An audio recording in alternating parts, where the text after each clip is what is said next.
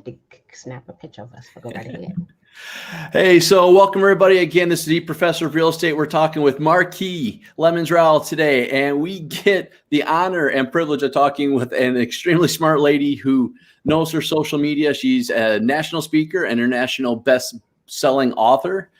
Really, I could name hours worth of list of what she does. I've known her for a while, and today what we want to do is really just talk about social media and where it sits today. We sat in a pandemic world. We sit in limbo, really, right? We sit in a situation where we don't know what's going to happen from day to day, and we need to know what we need to do to keep ourselves in front of people. As I was talking with Marki before we started, I am personally struggling with not being in front of people more often, and not from necessarily a business perspective, but personal as well. So let's just sit down with Marki and just kind of talk about some things we can do business-wise that will help keep us in front of people and what we need to kind of pay attention to. So welcome, Marki. I'm glad you're here. Thank you very much. I appreciate you for having me. We've had the opportunity to hang out on numerous occasions, especially at MLS events here in Northern Illinois. And, I love talking about social media and technology. And oftentimes people don't understand how I look at it as a business tool, because it is a business tool. I just happen to be social before social media and technology. So I was a social butterfly. I went to all the parties, the dances. I can dance, I can roller skate, but I was social before social media and technology. The reason I started using it was because of the 2006 profile of buyers and sellers from the National Association of Realtors. Yeah, I mean, that spoke volumes, right, of where people were coming from and how they were paying attention to us. I started real estate in 2006, and it was already painfully obvious to me where I had to spend my time and my energy at, and that was definitely on the internet. I mean, it was all that stuff. And maybe not have been social media directly. For me, it was Google a lot, but social media was definitely there. So let's just start off with this. There are so many tools today, right? And I'm going to have different people on all the time. And I like this question for you because you've been doing this for a while, just like I have. There's so many tools and you get many experts. Okay, I need to do video. I need to do this. I need to do Instagram. I need to do Facebook. I need to do Twitter. I mean, you name it. There's a new tool out now called Community, right? I need to do all these. Well, what's the truth to that? What do I need to do today if I am a new agent, or if I am just trying, I need to be on social media. I've been doing real estate for 10 years and I need to get on social media. How do I start? Well, the first thing, you need to have a business plan, and your business plan should have a marketing plan, and your marketing plan should include social media and technology. So I'm not the person who will tell you, you have to be on this platform. I think you need to go back and look at your target audience, and you need to hang out where your target audience is hanging out. And it's not just a matter of hanging out where your target audience is hanging out.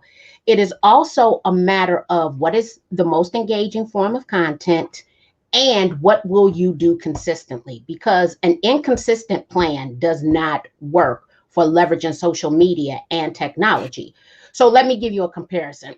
Let's say that I'm new and I want millennials. Well, I want to go and see where millennials are hanging out, right? And then let's say, I decide that I could do some video, okay? So now I'm kind of toggling between, do I want TikTok? Do I want Instagram? Am I going to come over on Twitter? But then I know one of them I absolutely hate to do. Well, if you hate to do it, you're not going to do it. So now I want you to pick which one of those platforms do you like the most that you know your audience is hanging out on. So it's not a matter of you walking away and saying, today I'm going to use so-and-so. No, you're going to do some research, and then you're going to decide where you should spend your time. And there's always going to be something new. I haven't personally embraced TikTok. Do I think there's a place for it? Yes. Is it engaging? Yes. I'm taking TikTok classes because, one, there's no real estate agent over there that truly just dominates that space. So I'm seeing that there's an opportunity. But what I'm also noticing, I do use Instagram. And so I'm seeing a lot of people repurpose their TikTok videos over to Instagram, whether it's to the feed, whether it's to stories, or whether it's to reels.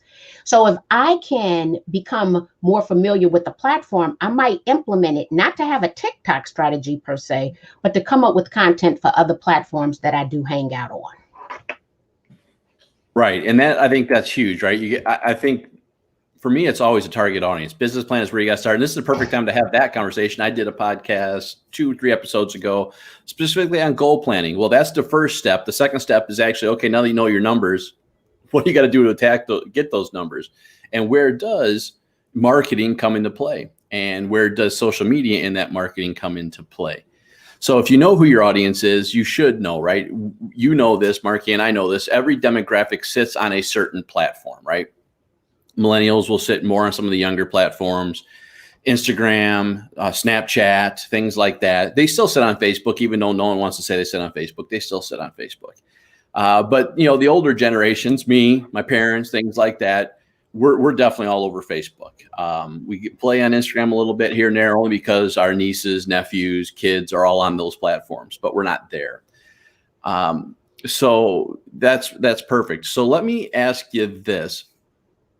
When we're doing this, we picked our platform, and let's just for giggles say we picked Facebook because it is the most used platform out there, 1.5 daily billion active users. What do I do? We're not going to, this is not a class, we're not training, but what am I doing? What are the first few things that I should be doing? How do I need to start the momentum in the right way? So a couple of things. I've realized I have a 24-year-old son. At the moment he graduated from college and he was gainfully employed, him and his friends came back to Facebook. The reason they came back to Facebook is because they now want to be a part of the adult conversation, and they want us to respect them for the fact that they're now college graduates gainfully employed. So I've noticed a trend that once they accomplish not just one, because they want to be able to brag and talk about two things, they want to be acknowledged by older people for their accomplishments and overcoming life obstacles. Now, once we decide, we're going to go over and hang out on Facebook, and this is any of the platforms, the greatest thing about these platforms is the fact that people are telling you all their business in real time. Okay. And there are people who generate a lot of business without a lot of visibility. So they might have a messenger strategy where they're not posting a lot of content, but they're consistently commenting on the content of others and then taking that conversation into messenger. So I think the first thing you want to do is listen, understand what is socially acceptable on that platform, because just because you can do it on that platform doesn't mean that it's going to be socially acceptable by the utilizers, right, of those platforms. The next thing is, because you understand your market, who should be in your marketplace, you want to start developing content that you believe would resonate with them. Here would be an example. Over on Facebook, I have on all the platforms, I have at least 70% of my audience is female, period. So I have a strong female audience. On Facebook, I have my oldest audience, which means that the average age of someone in my sphere is female, and she's aged 45 to 54. That means that I'm thinking about what is important to these women. And I talk about a lot of things that other people will never publicly talk about. But I know that I am talking to women who are my age, and I'm saying oftentimes what they can't say publicly because of the amount of messages I receive in Messenger. An example would be a couple of years ago, I realized I had been wearing the wrong size bra. I think I was like every bit of 47. So imagine you've had these things, right, breast, for 37 years since I was 10. And I have worn the wrong size bra.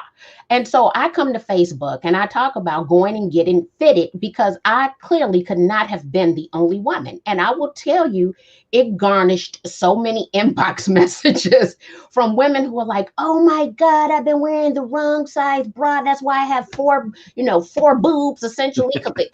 So these are the things that you want to think about. And people do business with people who they know, like, and trust. You have to be willing to share a part of yourself.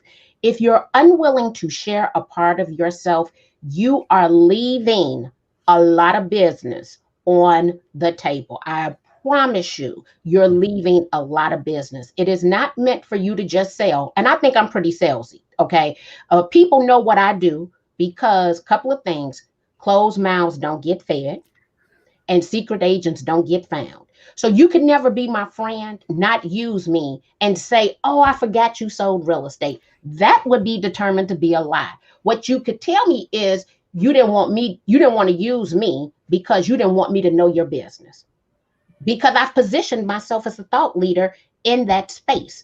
And so you want to have this plan, you want to listen, and then you want to create content that will resonate with the sphere of influence, realizing that you need to be consistent and you have to share something about yourself.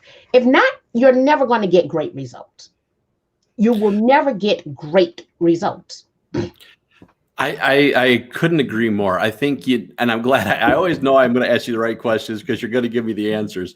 One of the biggest fails I see all the time with agents is they go to a class, right? Not the Marki Lemons class, but they go to a class, and the first thing they do is they come back and they buy a automated package that puts all their social media out there. And I'm going, okay, I get it. Something is better than nothing. Okay, happy for you. But who's listening?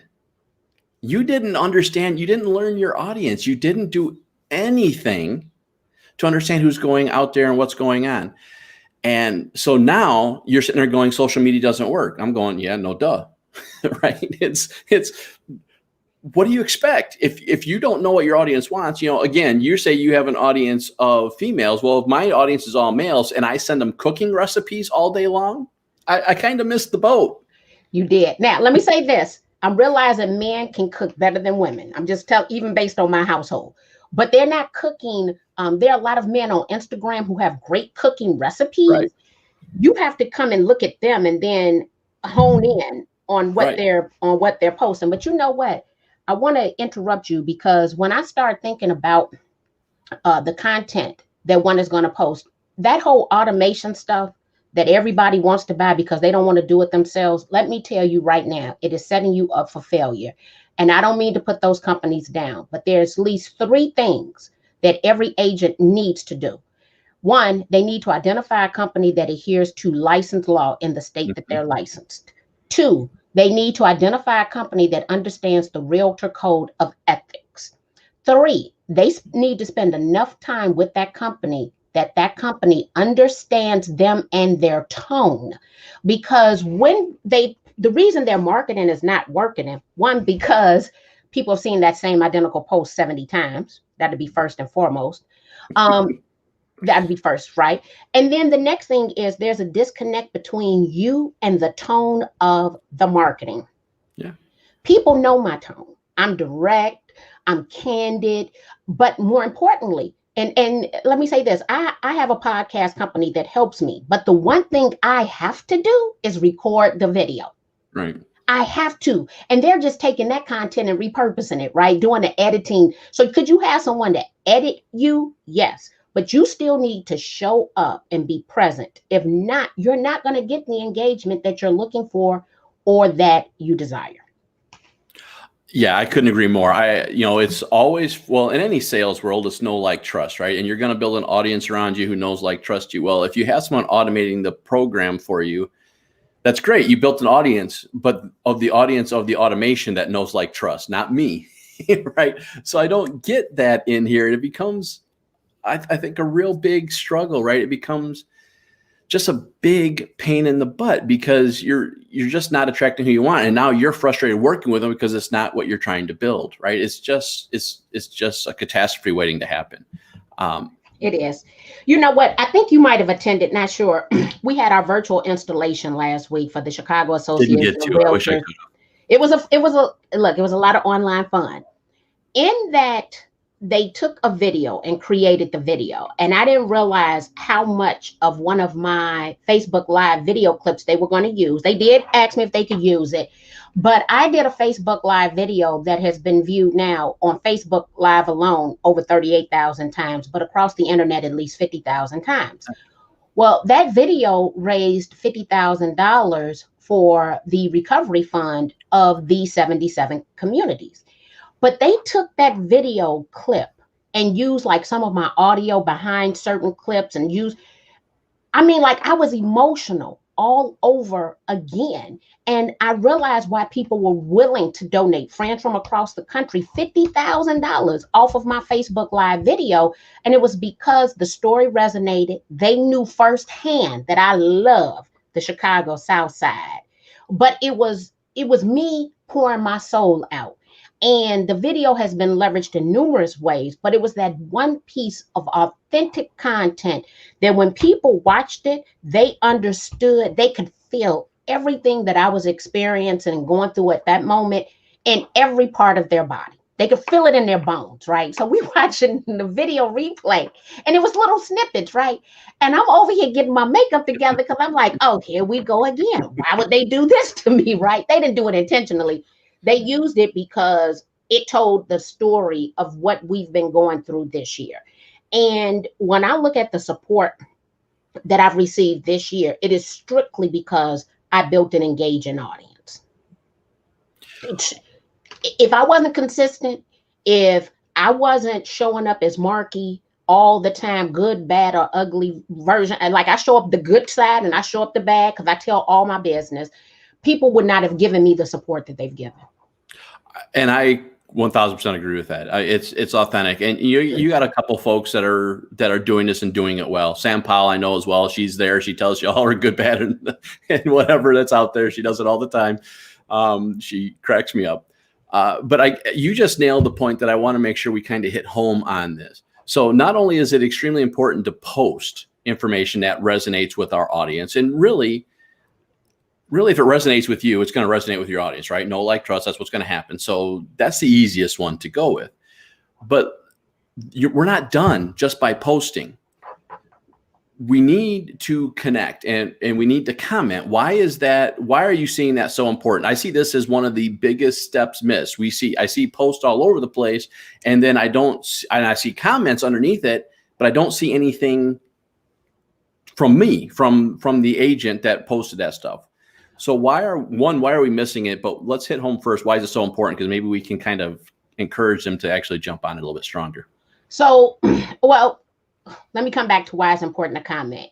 I can tell you what post I have not commented on, right? So, and that is only because of the overwhelming response to the post, okay? Right. So I have a couple of posts, maybe one per month, one every 2 weeks. Let's go one every 2 weeks. Might get away from me, but I'm so busy commenting on the other post, right? So about 90% of the content that I post, I make a comment or say something, if it's nothing but to heart it, on every last one of those posts. I'm going to come back and engage on those posts. If they ask me for a resource, I'm going to put the resource. If they want to know the lipstick color, I'm telling them lipstick color. If they want to know why I got my glasses, I'm telling them. So I actually come back and engage with people. Here's what's funny. A lot of times, and even if you send me an email or DM, I might not respond as quick as you want me to respond, but I will respond. Everyone tells me, I am so surprised that you responded. Well, what they don't know is I'm a little bit OCD about my inbox. I do not like emails and inbox messages to go unanswered. So I am going to respond. You have to respond. So no, it's not enough to just put it out there. You need to put it out there. You need to be consistent. And then you need to come back and engage with people. Make a comment on their post. Now, what I have not done a good job at that I'm doing now, I'm going back to the people who I see consistently support me online to provide them with support on their post. What I'm realizing, there's a large percentage of people who never post any original ideas. You're not getting to know them. Okay. I'm just saying, you're not getting to know them. They'll share your stuff. They're the reposter. Well, I'm not the one who's going to come and comment necessarily on the repost. I want to know, where's your original thought idea, because I'm looking for the thought leaders, right? But behind every thought leader, we have that busy bee person who's willing to help spread the word, right? What I want to do is not only make sure that I'm responding and engaging, but those who are responding and engaging to my post, I want to go and respond and engage to their post. So I'm looking at it. I know that I'm posting today and tomorrow, okay, because of what's going on right now in the country. But after that, I need to go. I don't really need to post anything else for a couple of days. I need to go and just support people. Right. And that is something I don't think we build into our business. We need to go and support people. I have one person today, I'm going to call her just to check up on it because I realize she's been through a lot. She is an instructor group we're in, and she was like, I'm helping to support all these people, but it's been rough on me too. So what I heard in that is I need to call her. I need to not complain about nothing, and I need to be a listening ear. Right. And sometimes, and I'm not a phone person, but I know I need to call her because one, I know her personally. So it is not just enough to be consistent or to post. You have to be engaging. And sometimes you need to take these conversations offline.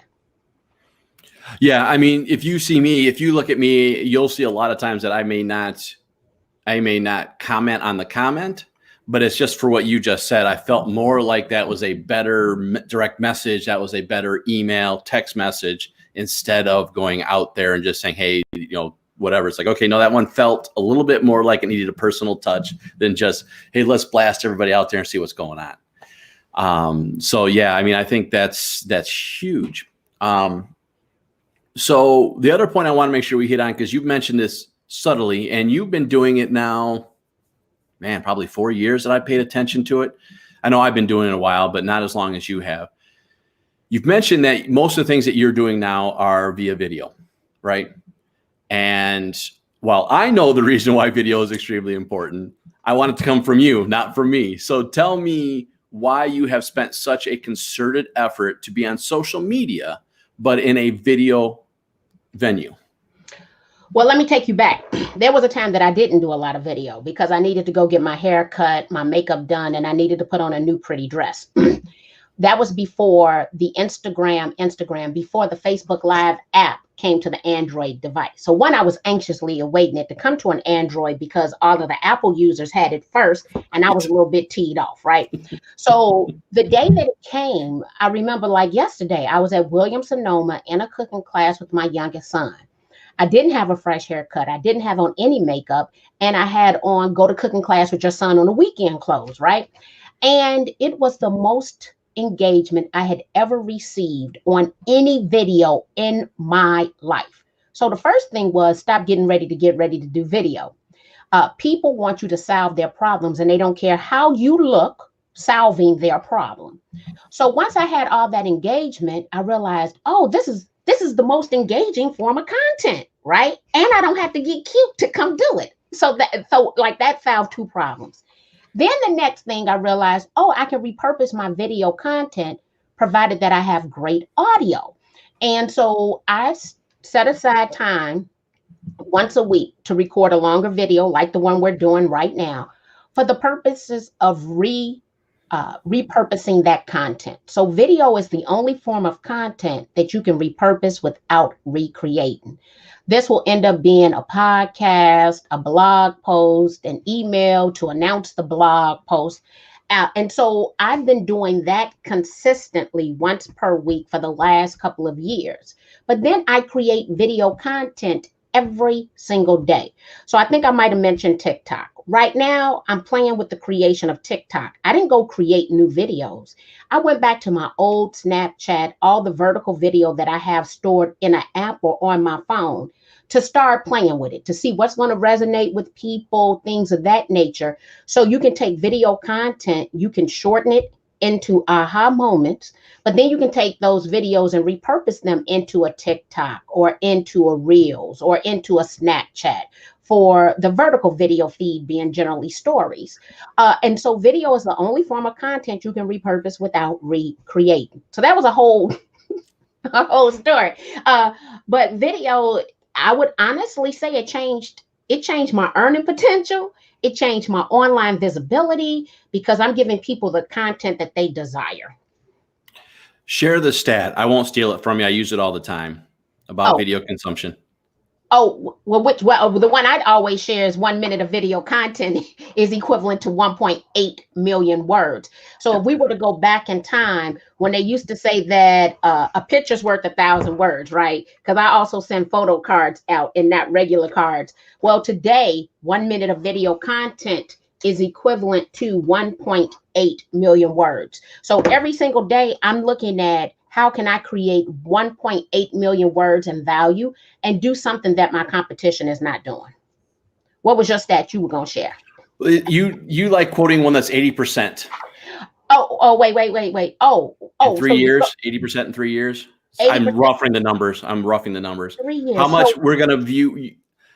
I'll shorten it up. You've done it a few times saying that in 3 years, 80% of all content consumed is going to be via video. And I know I'm not using the accurate numbers, but that's roundabout. It's almost that way. At one point before the pandemic, I think that Facebook stated that by 2022, they would everything really on their platform would be the result of the creation of video. Some form of fashion, right? But think about the tools, the audio to text transcription or stripping the video to give you just the audio. And now we have these audiograms. And so every video can be repurposed a minimum of 200 different ways by the time we get through putting it on YouTube, taking the aha moments, coming up with a shorter version of the video, the podcast, the audio clips, the Alexa flash briefings, like, geez Louise. And so now I have too much content. I have 80 podcast episodes, and I have just started scratching the surface on how to market that content.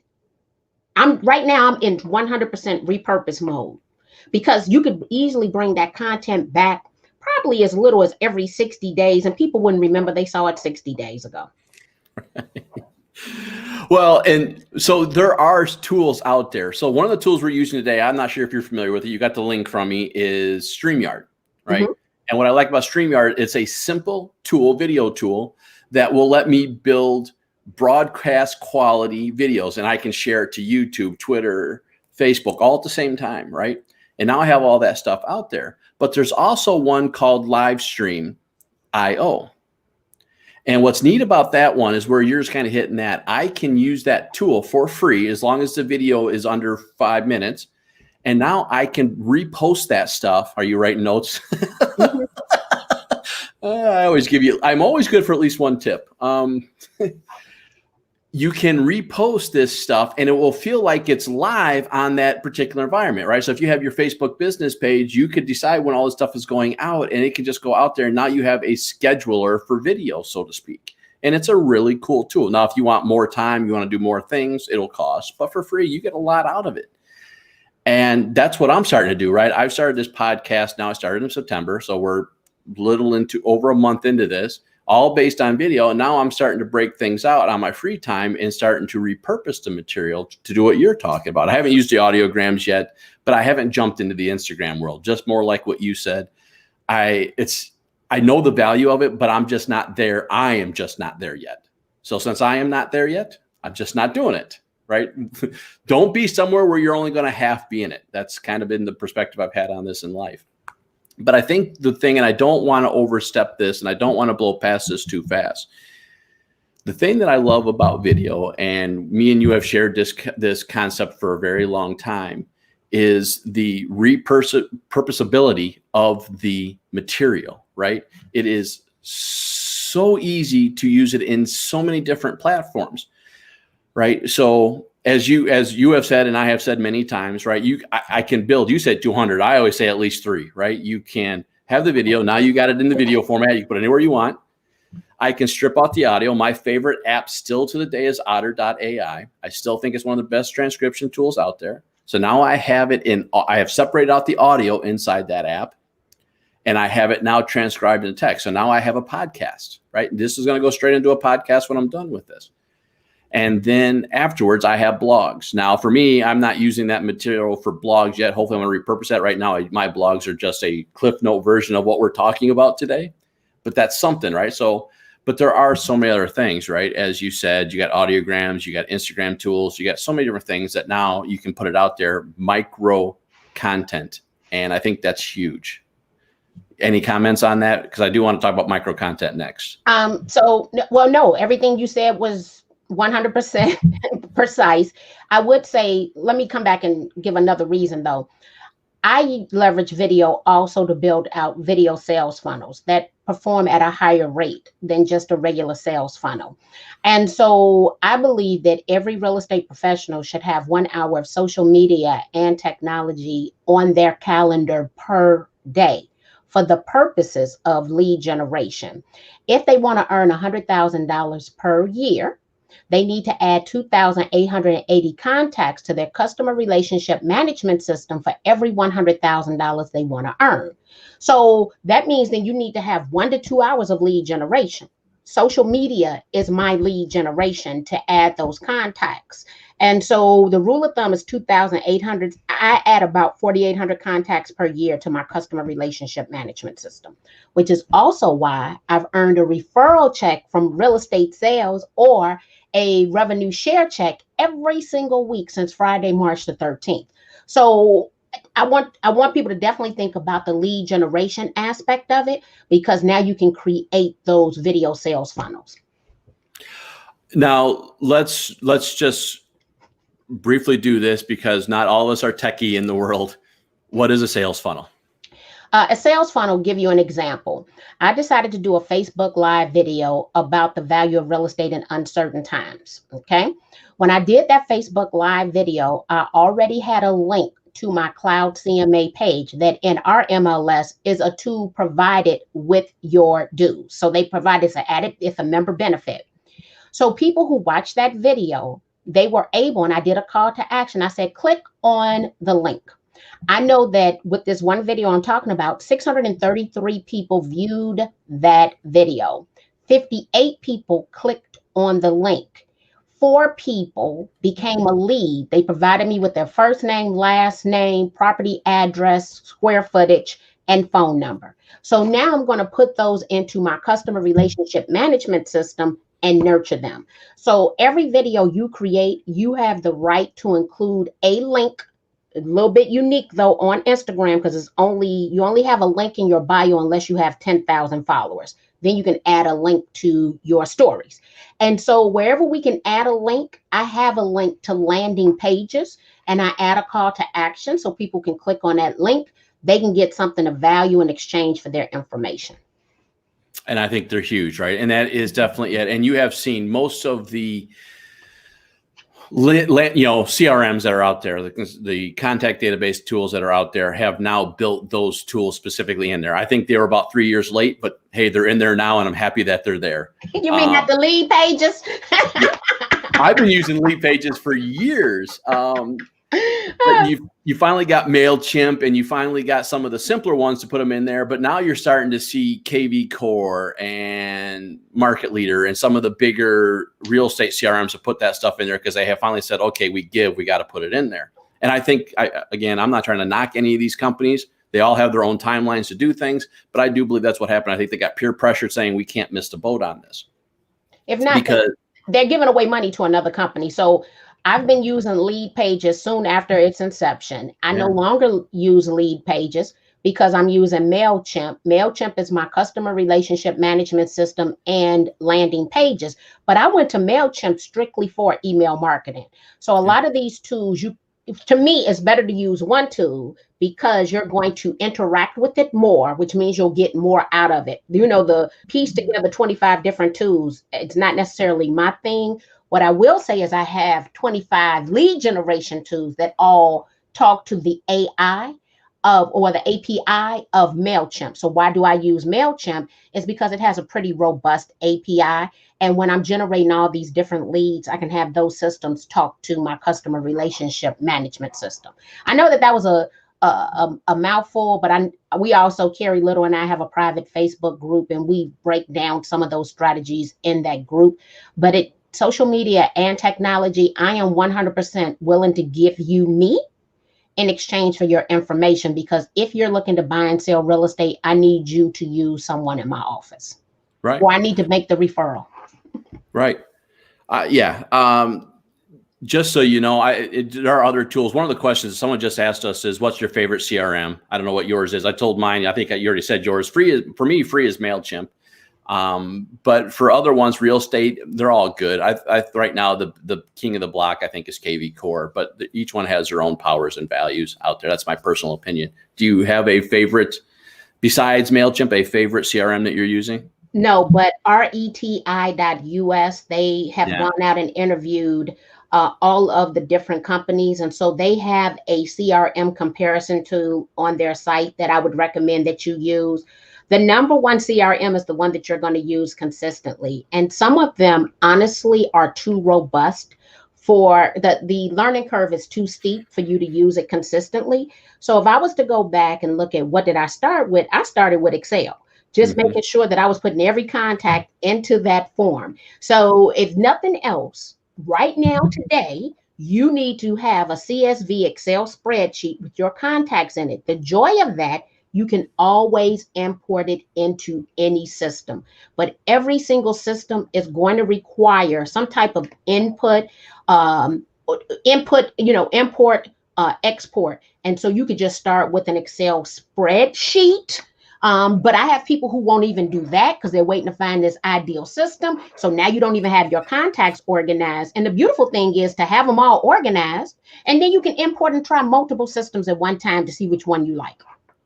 Yeah, I will say the one key thing you made me laugh at with that is I want to find the ideal system. I'm telling you, folks, no such thing. There is no such thing. Does not exist. Jumping back to social media, because I do know you have a timeline and you're being very gracious with your time here. I think really where we have jumped to, and you're seeing it with TikTok. I still am cautious about TikTok, but you're seeing it, Snapchat, all these tools of doing this, and they have changed the platforms. Long form stuff is still amazing, but it's shifting to micro content.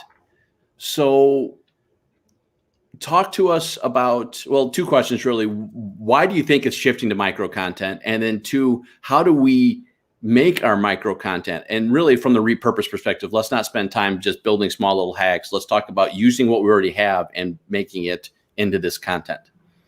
So I would probably say attention span. So it's an absolute waste of our time to create long form content that we know people are not going to engage with. Here's what's kind of unique though. I used to have an hour-long podcast that I cut the time to about 30 minutes. And the reason was because I was getting 100% of my audience to the 30-minute mark, which then means that when we look at the algorithm, it looked like people were engaged for a longer period of time. So I instantly shortened it. Then when the pandemic hit, instead of me paying my company for a weekly delivery, I said, I need to cut this budget. And I went to every other week and I'm getting this much engagement. So you want to check the frequency. But for every long video, the reason I make long video is because people are willing to listen to it in a podcast. Okay. But now, how do I get you to engage with this video? From every 30-minute video, I can extract anywhere from 10 to 30 aha moments, where essentially in less than a couple of minutes, 2 minutes, that we tell you about a concept that you can go and implement. So the same way I'm repurposing that long form video, I'm also repurposing that short form video, right. But now we're taking 15 seconds out of it. Here's what I really think that we have to start thinking about: the value of time. So creating the snippets can often be time consuming to do everything that TikTok wants you to do or Reels to do. What you're going to have to do is come up with a template and then do bulk creation, because if you're spending too much time and it's not engaging or generating leads, you've wasted your time. So I definitely think that we need to start thinking about time vested for lead generation purposes, because if we're not generating leads, then we're just doing it to do it. And that is not my recommendation to any licensed professional. Right. Busy versus productive, right? Exactly. So, and that's why TikTok might not be the most advantageous thing. So one thing that I do with my videos is we take that video, we come up with that aha moment. I pay a company, Splashio, to come and do the audio to text transcription across the videos. They give me 1 a week or 4 per month. that is working very well for me. So I might not ever really get to that 15 seconds of content consistently because of the amount of time it takes to create it, unless I can find someone to come up with an AI to do it, essentially, because it's so quick. So we do need you know what? Just like they're doing with our photos, we need an AI video creation platform where you could put that 15 seconds in it and it works, voodoo magic on it and makes it into this great. I would pay for that. I think there's one coming. I'm actually interviewing a podcast guy down the road. He thinks he's got a tool that he hasn't shared it with me yet, but he's beta testing it. Yeah. So if and you know what, I'm thinking we need to go over the product hunt to see what they have working as well. I'm going to write another note to myself to go over there because I need a TikTok, Snapchat, Reels AI tool where I put that video into it and it'll do A, B, C, D, because I need to be able to create a 15-second video in 10 minutes or less. If not, then it's biting into other time. It would be more advantageous for me to start setting up some type of messenger, right? To go into people's, and I'm not talking about setting it up on automation. I'm talking about dig deep and get to know people. That might be a better utilization of time. Now, I do one last question because I want to make sure you get time to rest and get ready for the next thing here. But one last question for you, because you have mentioned a couple of times, and I still think it's important. There has to be some sort of content planning system out there. It's still our material, but we have to decide when and how it's going out. Is there tools that you are using today to implement that? What are they and what are you liking? What are the ones that you are leaning towards today? Well, right now I'm leading towards later.com because it was so important to me to get to 10,000 followers over on Instagram. And so I'm leaning towards later.com, but I'm grandfathered in at $5.99 a month on Hootsuite. So I still use Hootsuite. And then I have some automations set up with If This Then That, which just went to a premium model where you could set your price. And so I'm using some IFTTT for things like every time I make a post to Instagram, it will pin that to a board on Pinterest, stuff like that. Okay. Yeah, so later I haven't played with much. I do like it. It looks like a really nice tool. Hootsuite I've used for a while. I think it's a really solid tool, especially if you pay for it. It's got some definitely good bells and whistles. And it's been around. It's a staple, right? It's been around almost since the inception of social media because we've all ran into the problem. So any last thing? Okay, so here's your time. What do you want to plug? Tell me what you want to do. You talked about something that you're building. This is your turn to say, come check me out. Well, come check out Real Estate Live over on Facebook. It is Carrie Little and we have a private Facebook group. It's about 4,200 realtors in that group. Also check out Social Selling Made Simple. That is my podcast. And I also have my second international bestseller, the Social Selling Journal, that goes with the podcast, but also a 7-day system built out in the Facebook Live group. So when I tell you repurpose, I repurpose everything, including my podcast, into books, which is how I have now 28. I'm a publisher of 28 publications, and 4 of them in some capacity are international bestsellers. One of them I'm a contributor on that became an international bestseller in 24 hours in real estate. So you repurpose, start with video. Well, start with video, repurpose. Right. Awesome. Well, Marki, I really appreciate you taking time for this. It's always fun chatting with you, and hopefully we get to do it in person sometime soon. So thank you for being here. Thank you for having me. I appreciate it. Bye. All right. I'm going to end this.